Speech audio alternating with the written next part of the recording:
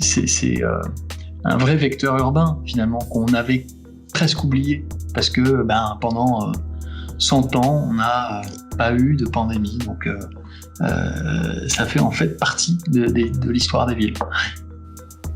Bonjour, je suis Hugo Christie et vous écoutez Demain Matin. Demain Matin est un nouveau podcast vidéo qui s'intéresse à l'avenir de nos villes, de notre planète et de nos sociétés.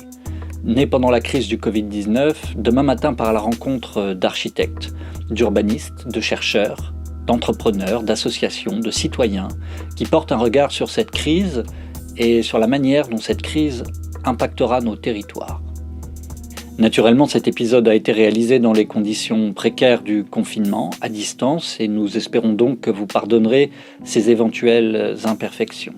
N'hésitez pas en tous les cas à nous soutenir sur votre plateforme de podcast préférée ou sur YouTube en nous mettant un like, un commentaire, en nous posant vos questions, en nous faisant part de vos suggestions. En attendant, je vous laisse avec notre invité.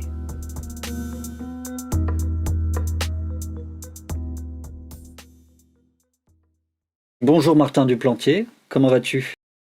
Bonjour, Hugo, très bien. Et toi ? Mais ça va très bien. Écoute, je te propose que pour commencer, je dise 2-3 mots sur qui tu es et ton agence, et puis que tu complètes. Donc tu es Martin Duplantier, tu es le fondateur de l'agence d'architectes qui porte ton nom.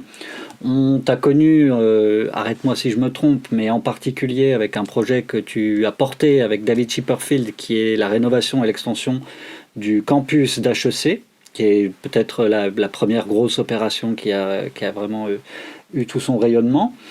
L'histoire fait que tu as pas mal travaillé également à Bordeaux.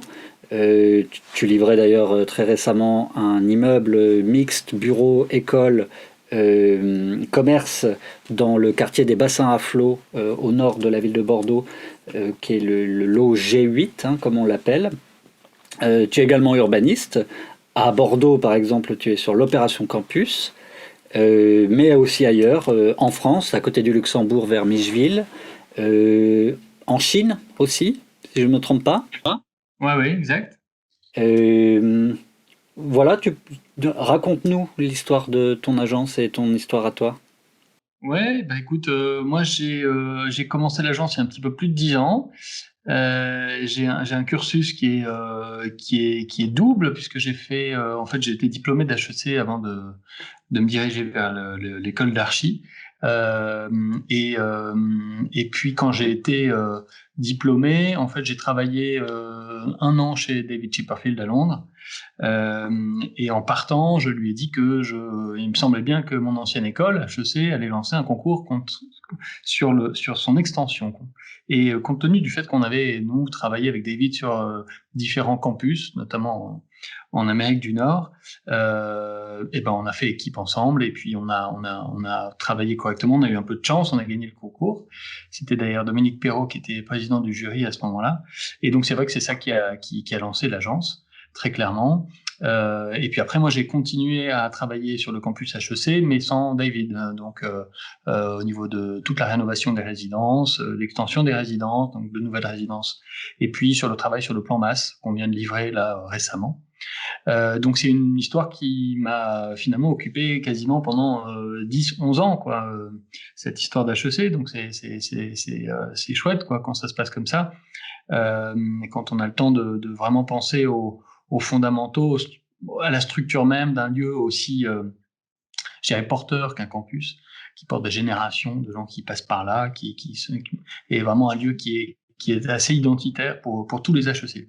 Mais à part ça, évidemment, donc j'ai commencé à m'intéresser à l'urbanisme finalement un petit peu par hasard, par hasard non, mais on avait été retenu pour participer au concours pour la deuxième phase de Atlantique à Bordeaux, avec 51 N4E et Grao. Et là, le travail qu'on avait mené à 3 agences m'avait vraiment ouvert les yeux sur, je dirais, l'intérêt intellectuel de cette discipline qui est l'urbanisme. Et donc, je me suis dit qu'il fallait absolument que je comprenne un peu mieux comment les gens en France faisaient de l'urbanisme, qu'est-ce qu'ils avaient en tête. Et j'avais quand même une agence, donc j'ai réussi à trouver une formule où je suivais les cours. Je pense que c'était jeudi, vendredi, et puis j'étais à l'agence le reste du temps. Bon, j'ai séché beaucoup de cours, je dois dire, j'ai pas été très assidu, mais ça m'a quand même permis de comprendre un petit peu quels étaient les éléments qu'avaient nos urbanistes, évidemment plutôt côté collectivité, plutôt côté maîtrise d'ouvrage. Et voilà, donc je me suis servi de ce dernier bagage pour développer l'agence sur des projets de grande échelle et qui mixent justement l'architecture, l'urbanisme et le paysage. Et c'est un petit peu ce qui fait notre ADN à l'agence, c'est que on est vraiment multi-critères, multidimensionnel, et on aime ça parce que c'est ça qui, je trouve, moi, fait l'intérêt de la ville sur le long terme. Et on pense pas à la ville dans l'urgence, toujours, heureusement, mais on la pense aussi sur le long terme, et c'est ce qui manque d'ailleurs cruellement à cette époque. Hein.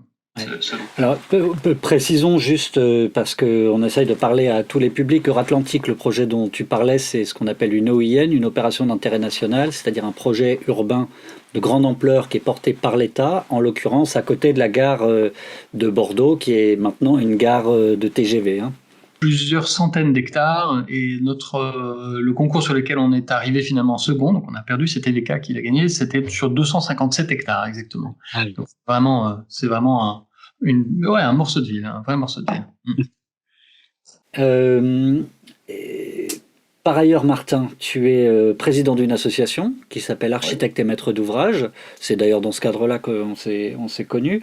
Architectes et Maîtres d'Ouvrage qui, comme son nom l'indique, du coup, ambitionne de rapprocher des architectes de leurs clients, c'est-à-dire des promoteurs immobiliers, des bailleurs, des collectivités. C'est ça ? Alors, Hugo, je vais te corriger, parce qu'en fait, c'est architecture et maître d'ouvrage, et pas architecte et maître d'ouvrage. Pourquoi une discipline et une profession et pas deux professions ou deux disciplines? Parce qu'en fait, l'idée première, donc ça a été créé en 1983 sous l'impulsion du préfet d'Île-de-France de l'époque, Jean-Pierre Duport, qui avait le sentiment qu'il y avait un gros manque du côté des maîtres d'ouvrage publics. Et donc, en fait, il souhaitait que la discipline architecturale, l'architecture, soit, je dirais, mise en valeur, et que l'on éduque un petit peu ces maîtres d'ouvrage à cette discipline, et donc faire en sorte que l'architecture et la qualité architecturale soient mises à l'honneur. Donc l'idée n'était pas de rapprocher simplement les architectes et les maîtres d'ouvrage, mais bien de faire tout cela pour un intérêt culturel, un intérêt architectural et un intérêt du cadre de vie. Donc c'est ça qui a guidé la création de l'association. Et puis évidemment, on est plus d'architectes que de maîtres d'ouvrage en valeur absolue en France.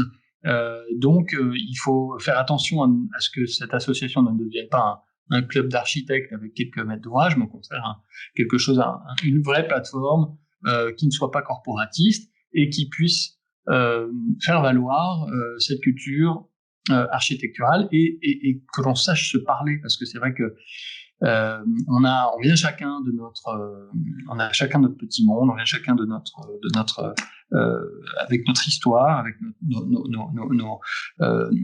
nos sensibilités, et d'ailleurs c'est les maîtres d'ouvrage qui le rappellent souvent, il n'y a pas d'école de maîtres d'ouvrage, donc même chez les maîtres d'ouvrage, certains arrivent avec un bagage juridique, d'autres financier, d'autres sont passés par la construction, etc. Donc on est à un point de rencontre et on essaye encore une fois, de se parler, d'évoquer les problématiques actuelles, d'évoquer les contrats, d'évoquer tout ce qui fâche aussi, mais tout ce qui peut aussi nous porter vers du meilleur et un cadre de vie plus généreux pour tout le monde.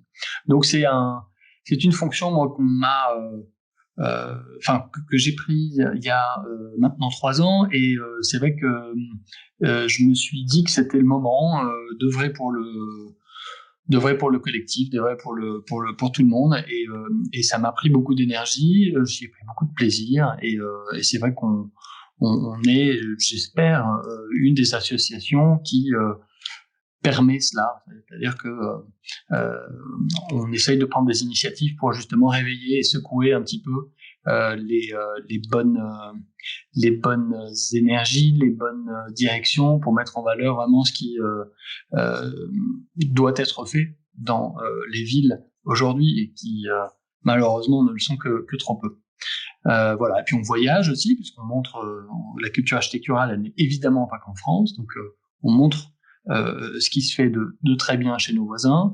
On a des cycles de formation, on essaie d'avoir un certain nombre de partenariats avec des associations ou des écoles qui sont partenaires, Sciences Po, avec des écoles d'architecture, avec Paris Dauphine, avec des écoles d'ingénieurs, enfin bref. On a tout un tas de partenaires qui justement enrichissent encore une fois ce foisonnement. Et puis vous avez un temps fort chaque année, qui sont les journées nationales, à l'occasion desquelles vous essayez d'impulser aussi ou de participer à une effervescence intellectuelle, de mettre des scènes sur des thèmes sur le devant de la scène. Tu veux peut-être nous en dire un mot de ces journées nationales? Exactement. Alors malheureusement, c'est pas tous les ans, puisqu'en fait, c'est un gros effort financier. Nous ne sommes qu'une petite association avec nos moyens qui ne sont pas illimités. Mais en effet, la dernière, donc c'était à Paris, et on a, puisqu'en fait, je vais un petit peu je suis un petit peu court, mais on a une fédération d'une dizaine d'associations réparties sur tout le territoire, et donc avec la MO nationale qui est basée à Paris, qui était la première association créée, et donc qui a impulsé la création de toutes ces autres associations qui sont régionales. Et donc, lors de ces 2-3 jours, on organise dans plusieurs lieux, dans la ville qui a été choisie pour les organiser, eh bien, un certain nombre de rencontres, un certain nombre de débats, un certain nombre de visites aussi, d'opérations en devenir ou d'opérations livrées. Et on provoque là aussi des débats entre le politique, entre le faiseur, entre l'opérateur, l'investisseur, entre le concepteur, avec toujours en optique, en ligne de mire, eh bien, cette qualité du cadre de vie et cette responsabilité aussi, puisque maintenant les deux vont de pair. On ne fait pas forcément bien que pour aujourd'hui, on doit bien le faire aussi pour demain. Et donc ça implique un certain nombre de devoirs dont tu es évidemment au courant, et c'est vrai que l'empreinte carbone, elle est de plus en plus sensible dans nos projets. Évidemment, on va sans doute en reparler parce que pour donner un petit peu de contexte à nos échanges, cet enregistrement-là, on le fait le mardi 14 avril. Donc nous sommes le lendemain alors déjà nous sommes confinés depuis grosso modo un mois, et hier le président de la République a évoqué la date du 11 mai, donc on verra bien ce que ça donne, où nous serons dans un mois, mais comme horizon de déconfinement progressif. Tout ça pour dire que dans l'actualité, pour toi qui es chef d'entreprise, un architecte c'est aussi un chef d'entreprise, il y a cet éléphant dans la pièce, cette crise du Covid-19. On va rentrer dans les implications presque philosophiques ou métaphysiques de la crise, mais je voulais d'abord te demander d'abord si ça allait côté agence, si c'était pas trop compliqué, si vous aviez mis en place une nouvelle organisation, et puis peut-être ton sentiment aussi sur le monde du BTP, le monde de l'archi, et toute la question qui a été assez pressante sur la reprise des chantiers notamment. Écoute, on s'est organisé en effet, mais je t'avoue que c'est très compliqué. C'est très très compliqué. Donc on a. Enfin, moi je remercie vraiment le gouvernement et l'ensemble des ministères là pour avoir été quand même relativement réactifs sur cette crise, et d'avoir eu tout de suite des mesures de microéconomie, c'est-à-dire des mesures de soutien des entreprises. Donc nous on a tout mis en place pour pouvoir avoir ce soutien, que ce soit sur le chômage partiel pour une partie de notre staff, ou que ce soit sur les prêts d'État, dont j'ai pas encore la réponse immédiate, mais qui nous est totalement indispensable pour qu'on puisse passer le cap. Cette période d'hibernation, elle est vécue évidemment de manière un petit peu, elle est compliquée, puisque que ce soit sur, et et moi c'est peut-être d'ailleurs mon coup de gueule sur, qui devrait clore cette interview, c'est sur le fait que l'État nous demande de faire du télétravail, d'être sur les chantiers, d'avoir toutes les mesures barrières qui ont évidemment des surcoûts qui sont très importants, de l'exiger et de ne rien faire de plus. Et par ailleurs, lorsque nous on souhaite déposer des PC qu'on imagine qu'ils puissent être instruits, qu'on ne veut pas que toute cette mécanique soit complètement dérayée, on nous répond que c'est impossible, et on nous répond même que tout sera gelé, période de confinement plus X mois, et donc en gros on perd, c'est comme si tous les dossiers qui étaient en cours là étaient complètement congelés pendant X mois. Donc voilà, ils exigent de nous un certain nombre de choses qu'ils ne sont pas eux-mêmes capables de mettre en place, alors que ce n'est que de l'administratif, et je dirais que du PDF à lire et à instruire. Enfin, c'est pas extrêmement complexe. Donc, deux poids, deux mesures, et je pense qu'il est important qu'ils puissent revoir leur opinion là-dessus. Après, sur la gestion de la crise et notamment la gestion de la reprise potentielle, ça va être compliqué, ça va être long. On attend, moi je pense qu'il faut être quand même assez humble et modeste, parce qu'il y a énormément d'inconnus aujourd'hui sur plein de choses, sur cette maladie. Donc on en saura plus jour après jour, et on en sait toujours plus jour après jour. Donc le côté reprise et les conditions de cette reprise, encore une fois, il y a un certain nombre de surcoûts inhérents, que ce soit sur les chantiers ou que ce soit dans les agences. Comment est-ce qu'on va assurer ça? Est-ce que le télétravail va perdurer pour une partie? C'est probable. Est-ce qu'on arrivera à réembaucher tout le monde à plein temps dès le 11 mai ou le 12 mai? Ça m'étonnerait. Bon, bref. Et donc, il y a beaucoup d'inconnus encore qui sont à lever. Mais en tout cas, c'est bien qu'on ait une date. Et c'est surtout très bien que les écoles reprennent. Alors, j'en sais, niveau sanitaire, je ne sais pas, mais en tout cas, d'un point de vue de chef d'entreprise ayant un certain nombre de salariés qui ont des enfants, c'est sûr que s'ils ont les enfants à la maison, c'est absolument impossible pour eux d'être partout. Donc voilà. Donc là, les inconnus restent encore importantes, mais je pense qu'on y voit de plus en plus clair. Et encore une fois, le chômage commence à apparaître. Moi, je vois des bureaux d'études qui me disent ils commencent à licencier, donc il faut pas que ça dure trop longtemps. Hein. Il faut qu'on remette en marche la machine, quoi qu'il en coûte, comme dirait l'autre, et qu'on prenne la mesure pour protéger les plus fragiles, les plus anciens. Et je pense que la technologie nous aidera aussi probablement. Enfin, la technologie, les chercheurs, la recherche viendra à notre aide le plus vite possible. Donc, moi, je suis d'un naturel optimiste, et je pense qu'on a les outils quand même pour pouvoir tenir jusqu'au mois de septembre, puisque c'est ce qui est annoncé comme étant vraiment le moment de la reprise importante du monde économique. Ce sera au mois de septembre. Donc je pense qu'il faut qu'on tienne absolument jusqu'à ce moment-là. On a les outils aujourd'hui qui sont à notre disposition, le chômage partiel, etc. Donc il ne devrait pas y avoir de raison de paniquer et de licencier massivement, et que ce moment d'hibernation soit finalement qu'une parenthèse. Mais si on lit un peu de littérature économique, on s'inquiète, hein, et on ne sait pas de quoi demain sera fait, puisqu'en fait c'est une situation à laquelle le monde n'a jamais été véritablement exposé. Donc voilà. Et effectivement, on entre dans de tout nouveaux territoires, des territoires non balisés. Très, très pragmatiquement, vous êtes combien à l'agence aujourd'hui? Oui. Nous, on est 35. Ouais. Et vous arrivez à travailler malgré tout? Il vous reste du travail? Vous avez des projets qui ont été mis à l'arrêt? Comment ça se passe? Ouais, on a des projets qui ont été mis à l'arrêt, puis on a des projets qui continuent.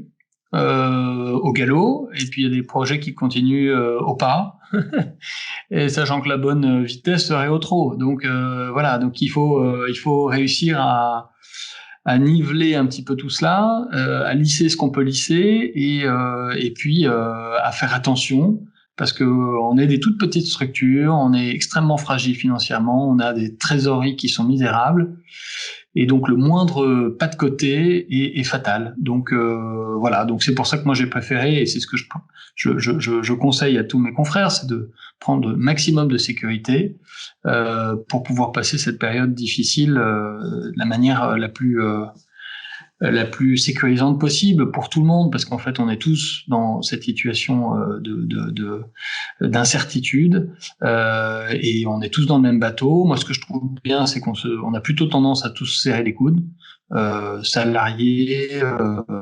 employeurs, clients, enfin maîtres d'ouvrage, etc. Je trouve qu'il y a quand même une belle solidarité, une belle compréhension aussi des problématiques des uns et des autres. Mais il faudra bien qu'à un moment donné, on reparte au boulot, on parte au travail, et que bien on ait un niveau de productivité qui soit peu ou prou celui qu'on avait avant, parce que sinon nous on va pas pouvoir tenir, quoi. Même si on prend des emprunts, il va falloir les rembourser, ces emprunts qui sont garantis État, donc on peut pas se permettre de tenir trop longtemps. Donc voilà, donc moi je pense que le mois de septembre c'est un très bon un bon objectif de reprise vraiment forte de l'activité, et puis faire en sorte que là, dès le mois de mai, juin, on arrive à niveler les choses, et que les chantiers puissent reprendre. Moi, je vois qu'il y a un certain nombre de chantiers qui reprennent, alors quand c'est vraiment sur des phases très préliminaires ou dans de la finition, enfin bref, dans des choses qui sont peut-être un petit peu moins complexes, avec moins de corps d'état, mais on a bon espoir. Alors il y a peut-être un contre-coup aussi qui viendra du fait que tout ça se passe en plus en plein entre-deux tours des municipales. Or les municipales, c'est un moment important pour les architectes, parce que en général on sait qu'il ne se passe plus rien entre guillemets 6 mois avant les municipales, puis plus encore rien 6 mois après les municipales. Il y a tous les concours et tous les marchés publics qui glissent aussi un petit peu dans le temps, les rares qui étaient encore en cours. Il y a aussi cette question-là qui va certainement se poser, qui va alourdir encore un peu le fardeau. C'est vrai que c'est une situation ubuesque dans laquelle on est, quoi. Il y a un premier tour qui n'était pas vraiment un premier tour, puisque personne n'a été voté. Un certain nombre de maires ont été élus, tant mieux pour eux. D'autres sont en ballottage. On a un deuxième tour dont on ne sait pas quand il sera tenu, et en effet on a une espèce d'entre-deux, donc on ne sait pas si le premier tour va être complètement annulé et revoté ou pas. Enfin, c'est un maelstrom sans queue ni tête. Donc en effet il y a ce niveau d'incertitude là qui se rajoute, et on sait bien, malheureusement, on est dans un pays comme ça, où tout ce qui tourne autour des élections fait en sorte que le monde s'arrête pendant 1 an, voire maintenant 2 ans avant les élections. Aucun PC ne peut être déposé. Bref, toutes les réunions avec les habitants, c'est remis à une date incertaine. Enfin bref, on est dans un pays où voilà, c'est le politique peut tout, donc tout tourne autour de lui. C'est vrai que c'est malheureux. Moi je vois, alors on va dire, on cite encore l'Allemagne, mais c'est vrai qu'en Allemagne ils ont un système qui est pas si idiot. Ils divisent, alors certes ils ont pas 36 000 communes comme nous, ils en ont probablement le tiers, mais ne serait-ce que sur leurs 12 ou 10 ou 12 000 communes, ils divisent par 3, et tous les 2 ans vous avez un tiers des communes qui votent, hein, et qui sont élus, etc. Et donc finalement, il y a une espèce de roulement, et qui fait en sorte que les élections, tous les 6 ans, c'est pas morne pleine, et puis après on se réveille, quoi. Il y a une espèce d'activité qui est toujours là. Donc c'est vrai que mais bon, là c'est un gros chantier à changer. Mais en effet, c'est pas bon, c'est ce que je lisais dans le Moniteur, là où certains architectes disent que c'est un double tir qu'on se prend, le coronavirus, et puis les élections. C'est vrai que c'est très mauvais pour l'activité. Mais encore une fois, je pense qu'il faut regarder plus loin que ça. Et la vraie question que pose cette crise, c'est un, comment est-ce qu'on s'en relèvera tous collectivement, et deux, chacun dans nos disciplines, qu'est-ce que cela remet en cause et comment est-ce qu'on peut profiter de cette crise d'une violence extrême pour pouvoir se re-questionner sur nos pratiques et pour pouvoir re-questionner oui, la manière dont on fait fonctionner ce monde. C'est évident, on parle de crise écologique, on parle de crise du logement, on parle de crise sociale, et là on ouvre les yeux enfin sur un certain nombre de choses. Donc tant mieux, et que ça puisse nous servir, mais que ça nous serve concrètement, et non pas ok, on va en parler pendant 2 mois et puis au mois de septembre ce sera terminé, on repartira comme en 40. C'est pas ça le but. Donc les situations de crise, elles sont amenées à se répéter. Elles sont de nature différente, donc il faut qu'on soit extrêmement intelligent dans la manière dont on conçoit nos systèmes, nos écosystèmes, nos villes, pour qu'elles puissent encaisser les chocs. Ça va être costaud, ça va être, mais il faut que on ait des capitaines de cavalerie là qui mettent la barre assez haute pour que tout le monde puisse la sauter, parce que sinon ça va être de mal en pis. Enfin, 2 mois, qu'est-ce qu'il en sera lorsqu'on aura des feux entiers dans toute la France?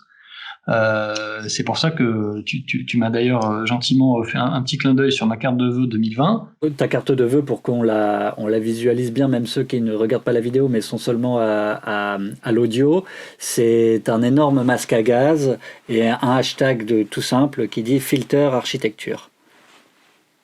Exactement. Voilà. Ces crises, elles sont de nature totalement diverse. Et pourtant, on voit que le seul outil qui est indispensable, d'ailleurs qui est introuvable, qui est ce masque, c'est le degré zéro de l'architecture. C'est comment est-ce que je peux me protéger de mon environnement. Et là, en l'occurrence, d'un air pollué, d'un air toxique, d'un virus, d'une pollution de ville, de feu, etc. Donc c'est vrai que on en est réduit à ça. Au niveau de civilisation auquel nous en sommes, c'est bien triste. Donc il faut réagir. Alors j'ai envie de te demander par où on commence. Alors ça fait le lien aussi avec notre question sur les doubles ou triples tirs que se prend le milieu des architectes aujourd'hui, parce qu'il y a la commande publique qui s'est arrêtée. Moi j'ai du mal à croire que la commande privée va repartir avec des injonctions d'innovation et de vertu environnementale que les promoteurs vont être capables de développer à gogo, que le marché immobilier va permettre aux architectes d'être tout à fait créatifs. Bref, j'ai du mal à voir par où entre la lumière dans notre tunnel, Martin. Ouais, par où entre cette lumière? C'est une très bonne question. Non, qui dit crise dit opportunité, et c'est vrai que c'est Schumpeter, c'est le modèle. On en a terminé de la macroéconomie qui règne sur tout. C'est la fin aussi d'un cycle planétaire, post fin de l'Union soviétique, montée d'un libéralisme sans foi ni loi, inégalité montante, etc. Et on arrive à un moment où les crises se succèdent et où ces inégalités sont insupportables de plus en plus, et où il faut que l'on se redonne des règles. Et donc, moi, je pense que le début du commencement, il est là, c'est-à-dire comment est-ce qu'on se redonne collectivement des règles, pays avec les autres, enfin tous les pays, évidemment, hein, on n'en est pas à la paix universelle de Kant, mais je dirais qu'il faut, voilà, il y a toujours eu historiquement des moments de perte de règles et des moments de construction de règles. Et là, on est dans un moment où il va falloir qu'on construise un nouveau paradigme. Et ce paradigme-là, il est tout à fait pertinent parce que, encore une fois, on a ces crises de court terme et cette énorme crise qui est devant nous, cette grande vague qui va venir, et qui est ce réchauffement, qui est ce changement climatique qu'il faut absolument que l'on réussisse à à anticiper dont les effets doivent être le plus gérer de la meilleure des manières. Donc, je ne crois pas que ce soit en effet sur la bonté du promoteur que ça va se jouer, mais elle va plutôt se jouer sur se redonner collectivement un certain nombre de règles. Donc, ça va pas se faire en 2 mois, c'est clair. Ça va pas se faire d'ici Noël. Mais on sentait déjà hier dans le discours de Macron que, à mon avis, il y a un changement je dirais pas d'idéologie, mais je pense qu'il y a un changement clair de prise en compte de l'autre, de vision du monde qui est en train de se dessiner. On verra, hein, mais moi j'ai vraiment le sentiment de cette rotation finalement tridécennale du monde. Il y a eu le monde Bretton Woods, il y a eu le monde post-Union soviétique, le chaos, etc. Et puis là, il va falloir qu'on retrouve un nouvel ordre. Et voilà, c'est à nous de le faire, c'est à nous de le trouver. Donc, il n'y a plus qu'à, quoi. Hein. Ah ben oui, je le souhaite aussi.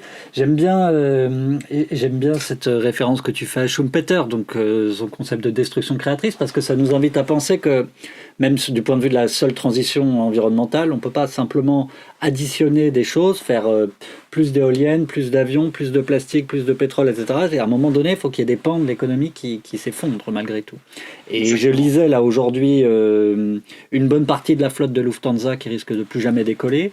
Orly, je ne sais plus qui a posté ça sur les réseaux sociaux, mais qui appelait à ce que Orly ne rouvre jamais. Et c'est vrai que du coup, cette crise, elle permet d'ouvrir des imaginaires comme cela aussi, parce que c'est ça la réalité malgré tout de la transition écologique dont on parle, quoi. Ouais, tout à fait. Non, c'est des très bons exemples. Les aéroports, évidemment, c'est ce qui nous relie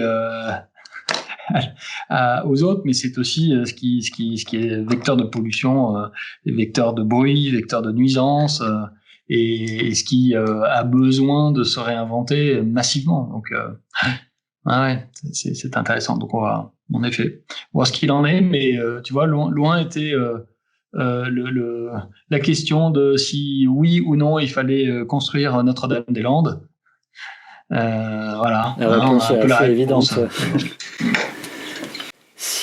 Alors on voit effectivement, je suis d'accord avec toi, se dessiner un horizon un peu lointain. Maintenant, si on essaye, toi et moi, de poser les petits cailloux qui nous y mènent, qu'est-ce que tu crois deviner là, qui va se jouer dans les semaines et mois à venir?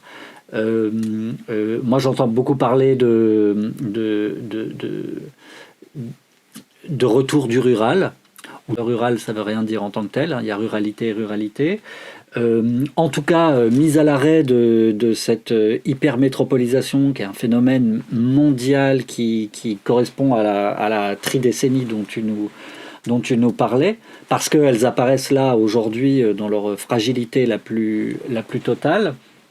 Ça te parle, toi, ces sujets-là? Tu y crois à ce renversement de paradigme? Moi, je pense à un rééquilibrage. Je suis assez d'accord avec toi. Je pense qu'il va y avoir... alors, on en souffre tous de ces Zoom, Skype, etc. Mais n'empêche que ça se fait et on arrive quand même à avancer, on arrive quand même à faire des réunions, on arrive quand même à se parler, à s'envoyer des choses, etc. Donc, je pense que ça va donner un vrai boost, en effet, au télétravail et à ces territoires ruraux qui ont été, ou ces petites villes, qui ont été quand même le parent pauvre des 20 dernières années avec cette métropolisation aiguë qu'on a pu voir. Donc oui, c'est une des petites pierres dont tu parles. C'est en effet le fait que on va venir réhabiter nos campagnes. La densité plus faible est évidemment aujourd'hui un atout indéniable quand on voit que dans le Gers, on a un mort, je crois, du Covid. En Lozère, il n'y en a pas. Enfin bref, c'est simplement la diagonale du vide. C'est les départements les plus faiblement peuplés qui sont les moins touchés, mais par proportion, enfin par tête, par capita. Donc c'est vrai que c'est... Et puis surtout en France, on a un capital et un patrimoine qui est fantastique pour cela. On a un aménagement du territoire qui, malgré les coupes budgétaires, est quand même pas si mal. On a encore des lignes de train, on a encore des routes en pas trop mauvais état, donc on a plein de choses pour faire, et puis on a de très bons producteurs locaux. J'espère que beaucoup de compatriotes redécouvrent aujourd'hui. Non, mais c'est vrai, il y a un vrai, tu as raison, il y a un vrai Eldorado rural et un vrai rééquilibrage potentiel. Ça, c'est une très bonne nouvelle. Alors, ça veut dire que les prix d'immobilier vont aussi être un petit peu chahutés, probablement. Ça veut dire que ce qu'appelait Fromentin, le maire de Neuilly, qui a écrit un bouquin qui s'appelle Travailler là où vous voulez vivre, bien en effet, ça va pouvoir se réaliser, en tout cas pour une partie d'entre nous qui avons, pour tous ceux qui ont des professions qui s'y prêtent, intellectuelles, etc., où finalement venir à Paris pour une série de rendez-vous suffira, une fois par semaine, une fois tous les 15 jours. Donc tant mieux. Cela dit, il faudra quand même veiller à ce que vivre au milieu de la campagne, c'est aussi avoir une voiture, c'est aussi avoir une empreinte carbone qui n'est pas nôtre, c'est aussi être dans des vieilles maisons qui sont, moi j'y suis, qui sont de vrais passoires énergétiques. Donc il y a quand même là aussi un petit travail à faire, chacun de son côté. Mais bon, je trouve que sur l'aménagement même du territoire, c'est un bon espoir. C'est-à-dire que le gilet jaune qu'on dépeint comme étant celui des périphéries de zones non denses, etc., bah, peut-être qu'il a là quelque chose à apporter à la société, en tout cas. Tant qu'on en est à faire nos listes dans le grand mouvement de destruction créatrice qui nous attend, moi je suis interpellé par cette espèce de je force un peu le trait en disant de gabegie, mais par le monde du tertiaire, par l'avenir du monde du tertiaire, dont tout le monde dit depuis longtemps déjà qu'il va muter avec les nouvelles technologies, etc., mais qui reste dans une surproduction constante. On sait qu'on en a des millions de mètres carrés de bureaux qui ne servent à rien dans ce pays-là. Peut-être que ce sera l'occasion là aussi de repenser ces choses-là de manière très concrète, du coup en termes de marché global, macro, à l'échelle française ou européenne, et peut-être aussi en termes spatiaux, concrets, architecturaux même, j'avais envie de dire. Oui, même si dans les millions de mètres carrés dont on parle toujours, il y a un espèce de fantasme sur ces millions de mètres carrés qu'on aurait, qui sont bien là, mais qui sont bien souvent dans des bâtiments qui sont complètement à repenser, quoi, de fond en comble, et où le coût d'investissement pour les repenser est supérieur à un coût de construction de neuf. C'est là la limite de notre système, c'est-à-dire qu'on ne considère pas le bâti comme étant une banque de matériaux, mais comme étant un coût, un investissement une fois, et puis quelque chose qui se détériore. Et pas quelque chose qui prend de la valeur, comme du vin, comme, je sais pas, une voiture de collection, j'en sais rien, de l'art, enfin bref, il y a plein d'exemples. Donc c'est un petit peu le problème. On ne pense qu'en termes d'investissement, et donc si on nous met la barre là, on va juste investir ce qu'il faut pour avoir les 2,70 m sous plafond, parce qu'aujourd'hui c'est la norme. Qui sait demain ce qu'elle sera. Donc on a des bâtiments qui sont encore aujourd'hui, qu'on construit, et tu fais bien de le dire, sur production, oui, non, en tout cas on devrait toujours les concevoir pour qu'ils soient réversibles, pour qu'ils soient adaptables, qu'ils soient... aujourd'hui ils le sont plus qu'il y a 30 ans, 40 ans. Donc moi j'ai cette petit espoir, c'est que le tertiaire d'aujourd'hui, c'est de dalle à dalle, c'est à peu près 3,40 m. Pour ceux qui sont pas dans le métier, 3,40 m, c'est nettement plus que ce qu'on fait en logement. Le logement, on est plutôt aux alentours de 2,75 m, 2,80 m, de dalle à dalle. Donc, ça veut dire vous avez un espace intérieur libre de 2,50 m. Et dans les bureaux, vous avez un espace intérieur libre de 2,70 m si vous avez un faux plafond, et sinon de 3 mètres ou un peu plus si vous intégrez les gaines et que vous aimez bien avoir des gaines apparentes et tout. Donc ça veut dire qu'on a de la place quand même pour faire plein de choses, même si les plateaux peuvent être un petit peu larges. Il y a matière à, et c'est souvent du poteau-poutre, c'est-à-dire qu'on peut garder que la structure et redécouper comme on veut. Alors que le logement, bah, malheureusement, c'est quand même pour 90% ou 95% du cas du béton avec des murs porteurs en béton à l'intérieur, des refends. Et donc, si j'ai un T3 et que j'ai un T2 à côté qui m'intéresse parce que ma famille s'agrandit et que je veux le racheter, bah, je suis incapable de faire les travaux nécessaires pour pouvoir me faire un grand appartement. Ou alors, il faut que je demande à la copropriété, ce qui va générer quelques jalousies, et donc on va me dire non, et donc tati, tatata, et donc bon, ben, finalement, je vais quitter la résidence. Donc, je pense pas le tertiaire qui soit le moins bien loti en termes de réversibilité, en termes d'évolutivité, mais tu as raison, il faut quand même qu'on se force à savoir ce qu'on fait de ces friches tertiaires, savoir ce qu'on fait aussi de ces friches commerciales, et là... il y a aussi clairement, je crois moi, dans les petits cas, dans ce qu'on peut anticiper de cette crise Covid-19, une conséquence qui est dramatique pour nos villes. Il n'y a pas que des bonnes choses. Hein. Il y a quand même ce paradigme de Amazon qui, crise après crise, inéluctablement, prend des parts de marché, fait le lit de la fin de nos services, de nos services et de nos commerces de proximité, etc., et qui n'est toujours pas taxé pour utiliser massivement l'espace public, les routes, pour avoir une empreinte carbone qui est énorme.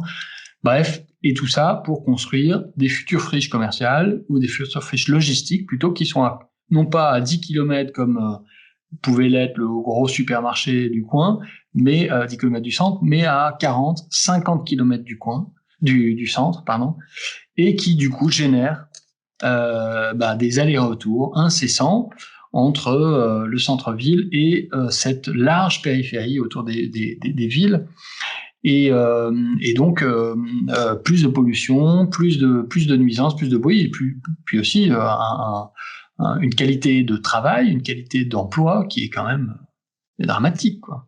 Aujourd'hui, on dit c'est aussi eux les héros, c'est vrai, mais moi je préférais avoir des héros pas trop loin, bien lotis avec un travail un petit peu plus intéressant, multitâche, etc., que ce qu'ils font. Bon, voilà. Et je suis prêt à payer plus. Mais ça, c'est... Bref. Mais non, ce sujet des friches commerciales, de toute manière, il nous pend au nez là avec là, je pense qu'il y a énormément de commerces qui sont en train de mettre la clé sous la porte. En tout cas, là, dans Paris, je pense que quand on va ressortir dans nos rues, on va voir à vendre et à louer sur toutes les devantures, on va pas comprendre bien ce qui nous arrive. Après, je sais pas trop comment ça se passe dans ces zones commerciales glauques de périphérie des villes dont tu parlais. En tout cas, je pense que là, il va y avoir clairement matière à réinvention et appel à l'intelligence, non seulement des concepteurs, mais aussi des porteurs de projets qui vont devoir réfléchir à des modèles économiques, à ce que ça peut représenter aussi de l'activité plus détendue et moins intense ou intensive que ce dont on a l'habitude. En tout cas, moi, clairement, je le note parmi les tendances que post-Covid-19, cette question de la vacance commerciale. Je pense qu'il y a peut-être aussi une démarche collective à faire pour qu'on comprenne que ces commerces de ville, c'est aussi le bien commun. C'est-à-dire que c'est aussi ce qui fait l'intérêt d'être tous ensemble dans ces villes, d'avoir cette densité, cette surdensité. Finalement, c'est aussi d'avoir tout ça à portée de main. Alors, si on le perd, quel est l'intérêt ?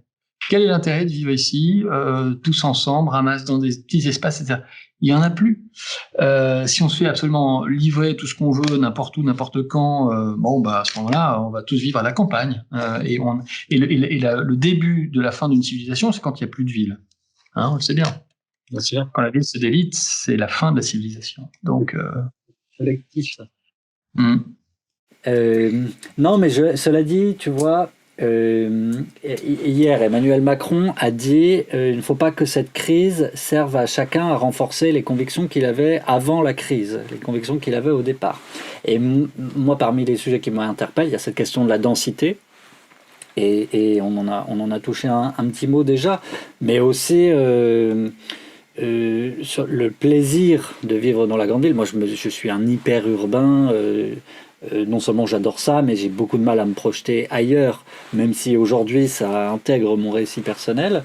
En tout cas, je suis forcé de constater que quand on additionne phénomène caniculaire, grève générale, qui pour moi sont grève générale et mouvement de gilets jaunes, qui pour moi sont intrinsèquement liés à ceux de la transition écologique. Je parle même pas des attentats, de la pandémie qu'on connaît actuellement. On voit que les villes passent de plus en plus de jours chaque année finalement à vivre en mode dégradé ou en mode confiné ou en mode sécurisé. Il y a les inondations aussi qu'on a connues il y a quelques mois à peine à Paris, on les a déjà oubliées mais qui nous ont impactés. Ah ouais, c'est vrai. Il y a comme ça un faisceau de crises qui sont de plus en plus quasiment simultanées les unes avec les autres et qui en effet dégradent l'activité, qui embraye ce moteur incroyable qu'est la ville. Et donc une des capacités, je pense que les villes qui s'en sortiront le mieux, ce sont celles qui seront le plus agiles. Et qu'est-ce que veut dire l'agilité quand elle est à la fois climatique, quand elle est pandémique, quand elle est tout ça? C'est pas évident. Et tu as raison, la densité, quand on voit les villes qui sont les plus touchées par la pandémie, sont évidemment les villes les plus denses. New York en particulier. Donc oui, ça fait un peu froid dans le dos. Je reconnais. Il va falloir qu'on s'attelle à retrouver les qualités de ces villes pour qu'elles puissent passer elles aussi le cap. C'est quoi? C'est 1 million de Parisiens qui sont partis pendant le confinement. De grands Parisiens, je crois. Ouais. Moi, j'entends 15-20% des grands Parisiens. D'accord. Ce qui est pas neutre quand même. Hein.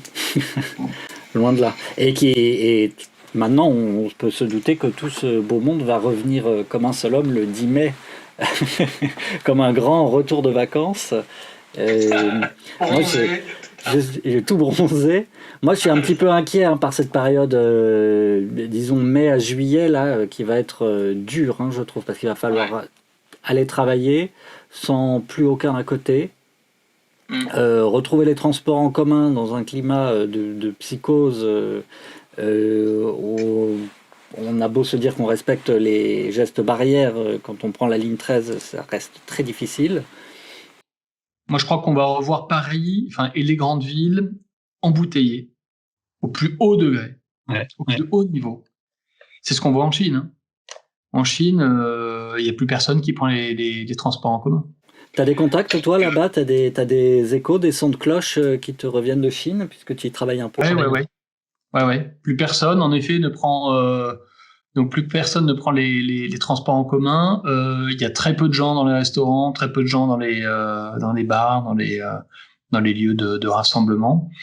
C'est en mode vraiment la ville, mais qu'avec ses mauvais côtés, quoi, presque. Hein, donc non, je pense que ça va être compliqué. Alors les autres sons de cloche, c'est qu'il y a eu un espèce d'effet de rattrapage en termes d'intensité de travail.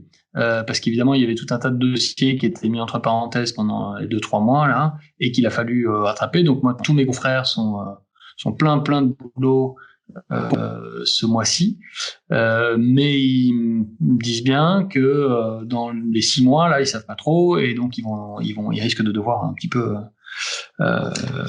ils risquent de devoir licencier et se séparer de quelques collaborateurs. Donc c'est voilà.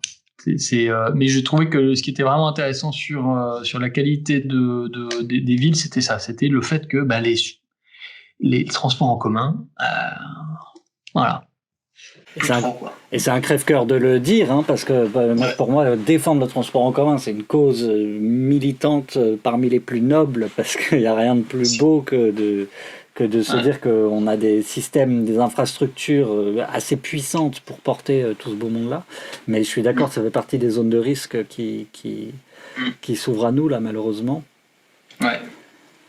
Avec ce qu'on voit aussi ça et là traîner sur les réseaux sociaux en matière d'urbanisme tactique, des autoroutes qu'on transforme au contraire en autoroutes à vélo pour que les gens puissent, en alternative à la voiture justement, alors peut-être. Bah oui, il faudrait que le vélo puisse reprendre vraiment une place importante. Mais on est quand même confronté aux problématiques immédiates, quoi. C'est-à-dire, j'ai mon vélo, moi je circule que en vélo à Paris, et je le vois bien.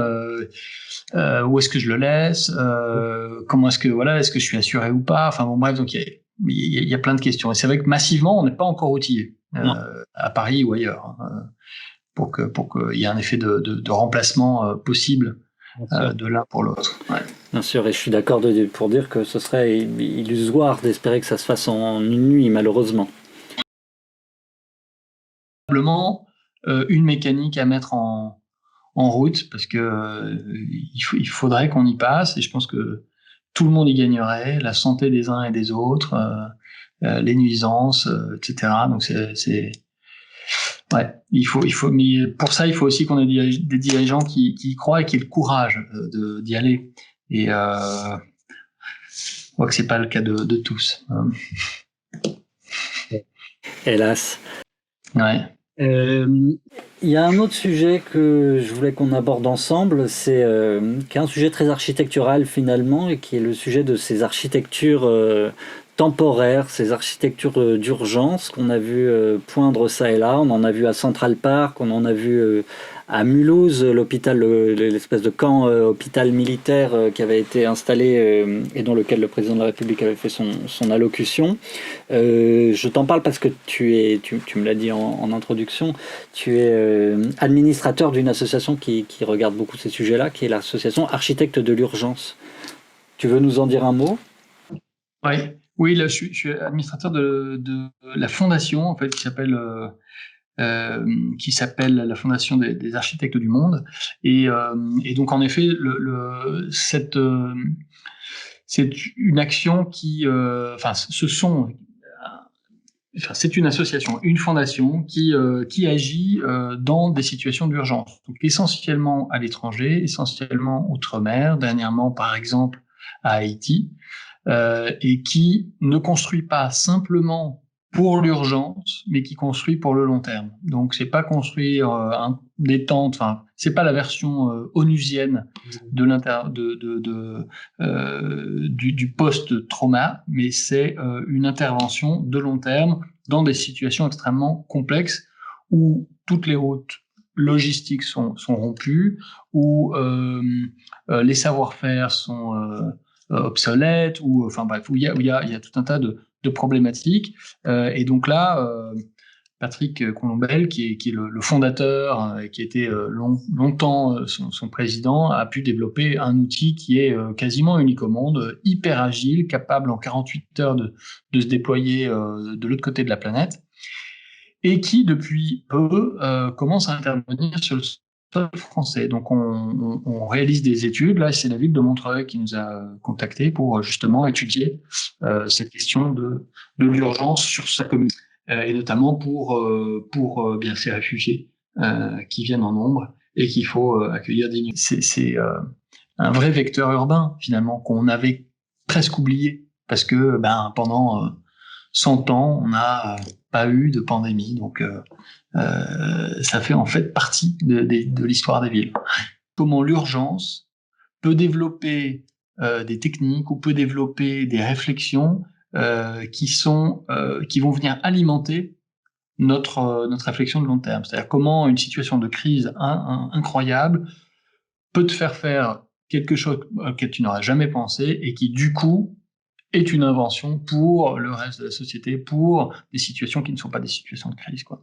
Donc il y a une vraie R&D presque là-dedans, qui est vraiment intéressante, et dont on pourra parler longuement. On avait le but d'organiser un colloque sur ce thème-là qui devait avoir lieu au mois de mars et puis qui était annulé. Donc on remettra ça à cet automne. Mais enfin, j'essaierai d'en faire la publicité la plus large, parce que c'est vrai que c'est des thématiques qui sont vraiment intéressantes, c'est-à-dire de voir en sorte, en fait, que le logement du réfugié qui arrive de Syrie, il peut être une source d'inspiration pour tout un tas de projets de bas carbone, de réutilisation, de réemploi, de sismique, enfin bref, il y a plein de choses qu'on peut tester là-dedans.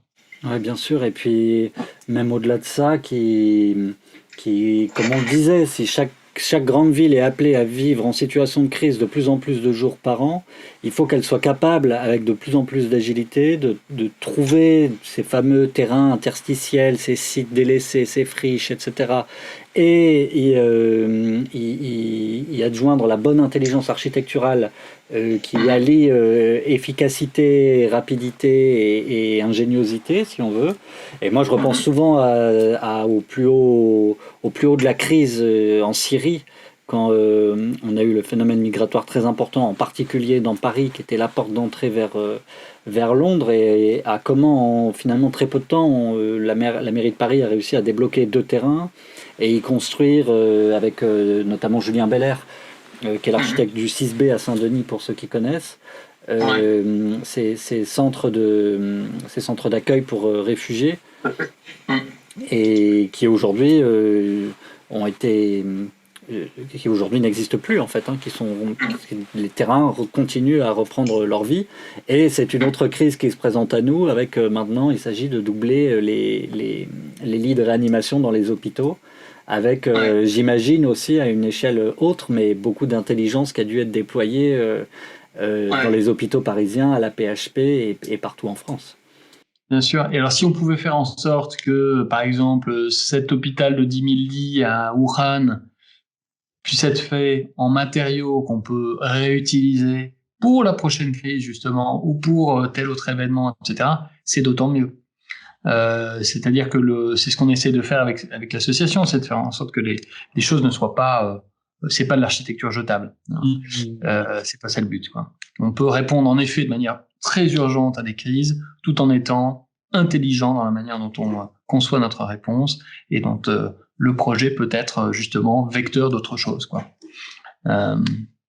Mais oui, ça rappelle plein d'événements historiques où justement les pandémies ont généré des afflux de population, une désertification de certaines villes. Donc c'est vrai que c'est un vrai vecteur urbain finalement qu'on avait presque oublié, parce que pendant 100 ans on n'a pas eu de pandémie, donc ça fait en fait partie de l'histoire des villes. Ouais. Et oui, et puis de Paris en particulier, moi qui y suis là, ça me rappelle ça effectivement, tous les discours sur l'hygiénisme, etc. Exactement. Ouais, tout à fait. Ouais. Et qu'on moquait il y a encore assez peu de temps en disant mais non, absolument c'est la densité qui doit prévaloir, etc. L'hygiénisme, c'est voilà, voilà où on en est aujourd'hui. Tout à fait. Un mot peut-être, Martin, sur quand on est architecte comme toi, on s'intéresse à la question du logement, comment on conçoit des logements.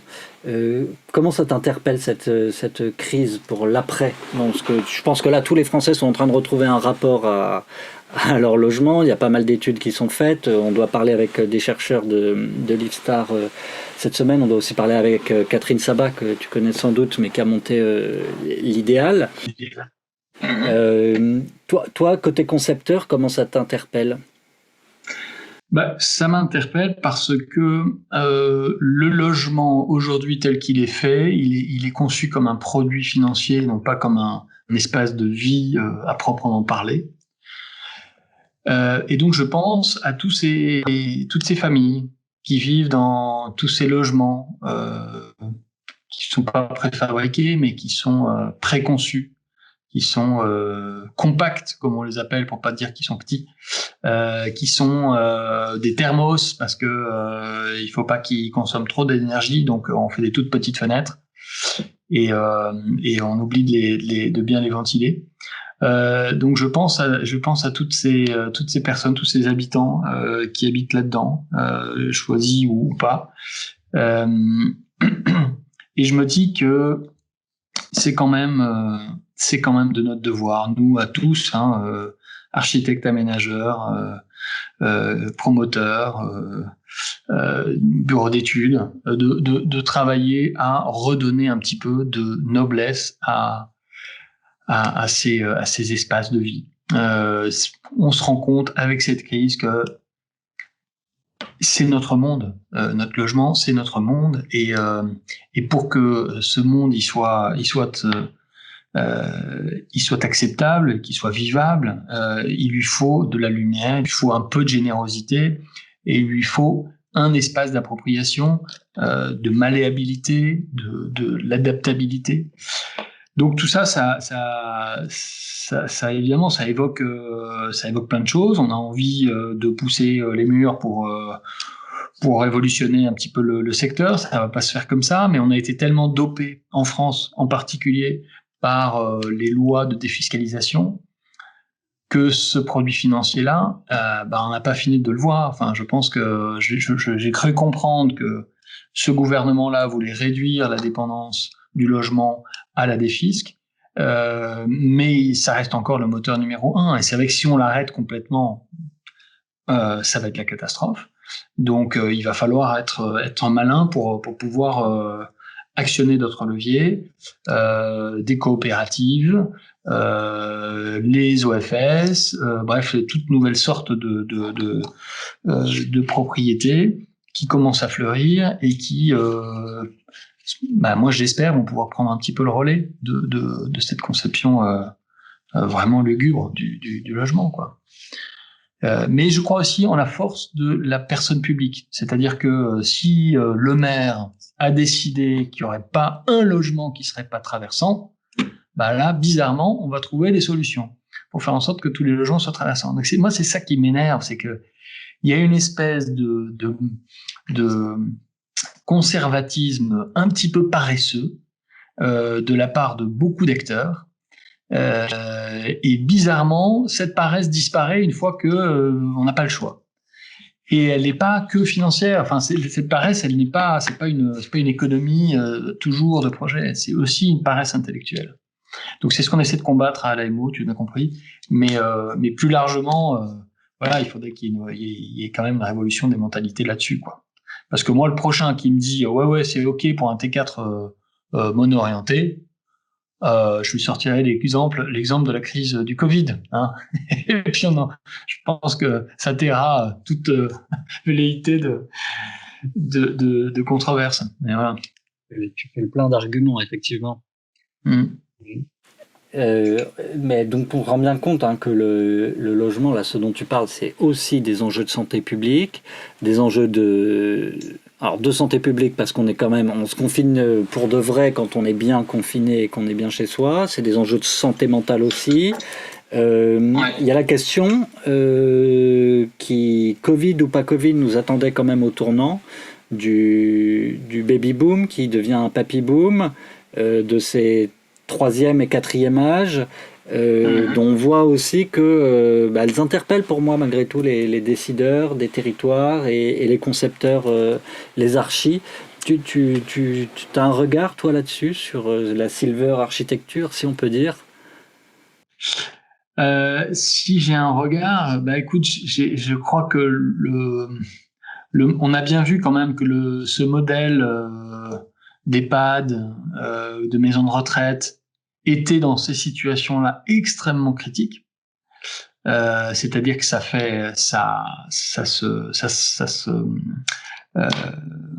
il me manque. Enfin, c'est c'est l'épidémie, c'est le renard qui rentre dans le poulailler, et puis ça a des conséquences qui sont vraiment tragiques. Donc oui, ça interpelle sur ce type de programmation, de rassembler des types de populations du même âge, avec des problèmes médicaux, etc. Bref, donc ça, je pense qu'il va falloir faire l'introspection sur les risques et sur les avantages de ce type d'architecture.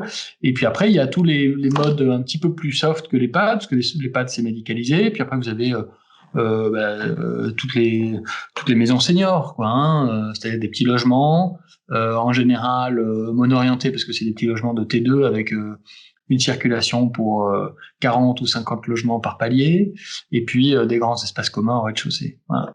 Et ça, c'est pareil, c'est pas franchement la panacée non plus, parce qu'une fois que on est coincé dedans pendant 2 mois, qu'on n'a plus le droit de sortir, Le fait d'être pas loin de commerces qui sont fermés, ça n'a plus lieu d'être. Une fois qu'on a dit que tous les espaces communs étaient fermés, non plus. Donc on reste confiné dans à 70 ans, à 75 ans, dans des espaces qui font entre 40 et 50 mètres carrés, mono-orientés, donc avec un très mauvais confort thermique, un très mauvais confort de vue, parce qu'on n'a qu'une seule vue et on n'a pas le temps de s'aérer, etc. Avec des espaces extérieurs qui sont pas systématiques. Donc oui, tout ça pose aussi des questions de savoir quelles seront les nouvelles typologies à faire prévaloir. On parle de plus en plus de résidence intergénérationnelle. Je pense que là, il y a peut-être le début de commencement d'une réponse, quoi. C'est-à-dire, on a des synergies possibles entre les différentes générations. Il y a des synergies, il y a des usages aussi qui sont différents, des lieux à différents moments de la journée, etc. Il y a aussi de l'entraide qui peut se développer, il y a tout un tas de choses qui peuvent se développer. Donc tout ça, c'est des modèles, je pense, qui vont probablement être amenés à se développer. Et puis il y a l'énorme arrivée des boomers à la retraite. Et donc là, il va falloir faire attention à pas surproduire de la maison pour seniors et de l'EHPAD, parce que derrière, qu'est-ce qu'on va en faire de tous ces logements de T2 à 40 mètres carrés. Donc un peu de régulation fera du bien. Surtout qu'on est face à une génération qui sera la première génération de retraités sans doute à être une génération pleinement émancipée, très, très individualiste à sa manière très 68arde, les enfants les fils et filles de mai 68, et qui nous impose aussi de rompre avec le vieux modèle de la maison de retraite et des chansons de Jacques Brel et de la télé en noir et blanc, quoi. Tout à fait. Écoute Martin, je te remercie d'avoir répondu à toutes ces questions. Si tu vois pas d'autres thèmes, on en a brossé beaucoup, donc je pense que on se reparlera de visu, non plus par Skype. Tu viendras nous voir dans nos studios pour approfondir tout ce qu'on s'est dit en matière de transition écologique en particulier, parce que je me rends bien compte que c'est dur d'entrer dans le détail, non seulement quand on est à distance comme ça par Skype, mais aussi parce qu'il y en a pour des heures et des heures, si on veut en parler bien. C'est sûr. Ouais, exactement. Mais avant qu'on se quitte, je voulais te demander si tu acceptes de jouer le jeu, de te livrer à notre petit exercice de coup de gueule et de coup de cœur qu'on soumet à chacun de nos invités. À savoir 3 coups de cœur et un coup de gueule. Donc un coup de cœur culturel, une œuvre, quelque chose que tu as lu, que tu as vu, que tu as entendu récemment. Un coup de cœur pour un ou une confrère, une agence, un urbain, un archi, une start-up ou autre, dont tu aimerais nous faire découvrir le travail. Un coup de cœur pour un lieu, que ce soit un grand lieu comme une métropole ou un pays, ou un petit lieu comme un coin de rue, un petit bâtiment, une maison, et tout ce qu'il y a entre les deux, une rue, un musée, ou que sais-je. Et puis un coup de gueule très libre, à ta convenance, à ta guise. Entendu. Eh bien écoute, alors pour les coups de cœur, moi j'ai situation Covid oblige, je viens de lire un article extrêmement intéressant d'un revenant, un jeune politique qui s'appelle Dominique Strauss-Kahn, et qui a écrit un article assez long, mais ça vaut vraiment le coup parce que ça éclaire très bien la situation, ce qui nous attend, quelles opportunités, quelles menaces.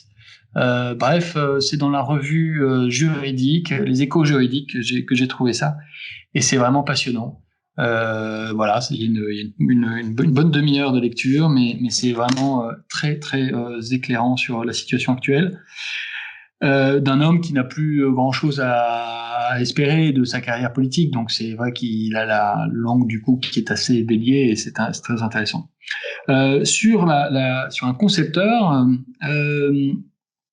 J'ai deux coups de cœur. J'ai un coup de cœur d'un photographe qui est architecte aussi et qui est basé à Istanbul, qui s'appelle Can Dagaslani, qui est intervenu à un festival d'architecture qui s'appelle Can Action à Kiev et auquel j'ai déjà participé, qui est un super festival d'architecture ukrainien mené vraiment à la baguette par un architecte.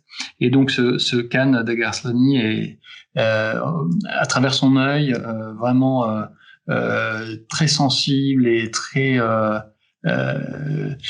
pertinent, arrive à prendre des photos de, je sais pas trop si c'est des bâtiments finis, pas finis, etc., mais toujours avec l'homme, l'être humain dedans. Et je trouve que cette dialectique entre l'être humain et le bâti massif, etc., dégage une poésie, moi, qui me touche beaucoup.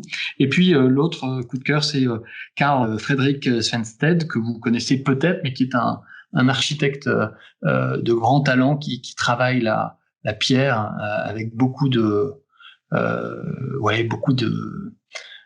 sensibilité. Vraiment, j'aime beaucoup son travail, et comme moi, je suis un fan, notamment de la pierre. Voilà, c'est un coup de cœur. Et puis le dernier, donc pour le lieu, le quartier ou la ville, j'ai eu un vrai coup de cœur. Moi, je travaille un petit peu donc en Europe de l'Est. J'ai parlé de Kiev pour le festival, mais je travaille aussi un peu en Roumanie. Et il y a une ville qui est une vraie perle de la mer Noire qui s'appelle Constanța. Et le vieux Constanța, qui est une presqu'île, un peu à la manière de Syracuse en Sicile, mais complètement délabrée, complètement abandonnée, recèle de monuments exceptionnels, de temples, de synagogues, de salles de concert, etc. Tout cela complètement abandonné, c'est d'une beauté à couper le souffle. Voilà. Donc, aller à Constanța, voir le vieux centre, c'est incroyable. Et il y a un maire qui est amoureux de sa ville et qui vous racontera toutes les histoires de Constanța. Donc, vraiment, on y est très bien reçu. Et puis, un coup de gueule. Mon coup de gueule, mon coup de gueule, il est simple. Il peut pas être sur ce qui se passe aujourd'hui parce que je pense qu'on a plus besoin d'unité que de se taper sur la gueule. Non, mon coup de gueule, il est plutôt, quand je regarde un petit peu en arrière, il est sur tous ces débats, notamment sur un bâtiment iconique qui est Notre-Dame. Et tous ces débats nous paraissent aujourd'hui complètement ridicules. Ils nous paraissent complètement à côté de la plaque. Et je pense que ce dont on a besoin, d'ailleurs, ça a souvent été le rôle des cathédrales et des bâtiments d'ailleurs de cette ampleur, quoi. C'est que ils rassemblent, et ils rassemblent sur le temps long. Ils lient les générations. Ça fait partie de la construction d'un collectif, d'un esprit de corps. Et donc aujourd'hui, il faut absolument qu'on s'en saisisse pour que ça fasse partie du projet des Français de 2020, des ères 2020, 2030, 2040, que ça prenne le temps que ça prendra. C'est pas ça qui compte. Je pense qu'on est sur le temps long et pas sur le temps court. Donc le fait d'avoir voulu promettre ça pour les Jeux de 2024, moi, me paraissait une erreur.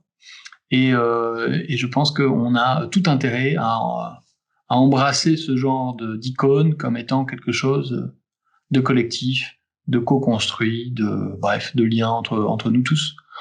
Il n'y en a pas beaucoup, hein, des bâtiments de ce niveau-là en France, donc et dans le monde même. Donc c'est vrai que autant c'est une chance, je pense qu'il faut qu'on la saisisse et qu'on voit les choses comme ça plutôt que de vouloir faire comme ça se fait beaucoup trop souvent, c'est moi qui, regardez, j'ai fait mon geste et puis voilà. Donc voilà, donc petit coup de gueule là-dessus et petit coup de gueule aussi sur la manière de faire, puisque ça ne vous a pas échappé que les relations entre le général, maître d'ouvrage, et les architectes des bâtiments de France ont été plus que houleuses et qu'on sentait bien que l'architecte était le petit caillou dans la chaussure qu'il fallait vite expédier. Donc ça m'a fait doucement rigoler. C'est un peu le b.a.-ba de l'association architecture et maître d'ouvrage, se respecter les uns les autres, faire projet commun, bref. Donc comme quoi les généraux, même à cet âge-là, n'ont pas toujours la sagesse qu'il faut. Voilà. Excellente conclusion, Martin. Écoute, je te remercie infiniment de t'être prêté au jeu avec nous. Et puis, qu'est-ce que je peux te souhaiter? Moi, en tout cas, j'ai très hâte de voir, de suivre les actus de l'agence. Dès que tout ça sera reparti, dès que tout le monde sera de nouveau sur les rails. Eh bien, il y en aura. Merci à toi, Hugo, de ton invitation. Et puis, à très vite de visu à Paris, on espère. Ça marche. Salut, Martin. Ciao. Merci infiniment pour votre attention. J'espère que cet épisode vous a plu. Si vous souhaitez soutenir Demain Matin, n'hésitez pas à commenter cette publication en nous faisant part de vos questions, vos commentaires, vos suggestions. N'hésitez pas non plus à nous mettre un like si vous êtes sur YouTube, à vous abonner à notre chaîne, à partager autour de vous, à nous mettre 5 étoiles si vous êtes sur iTunes. En attendant, je vous donne rendez-vous très prochainement sur Demain Matin.